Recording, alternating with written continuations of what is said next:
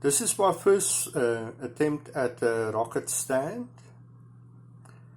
This was my second attempt at a rocket stand.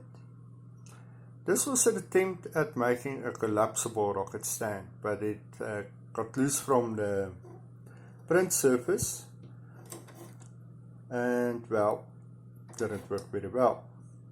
Then I designed one that was similar to the first ones, and it came loose from the bolt plate and made amazing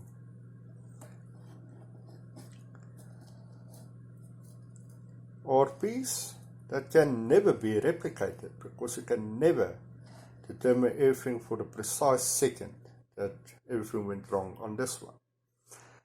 And then I remembered to put adhesive on the bolt plate, and I ended up with this.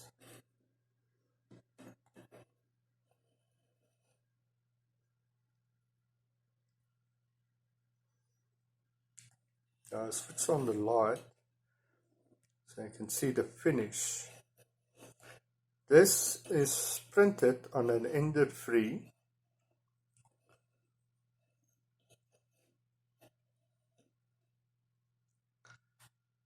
And it came out beautifully.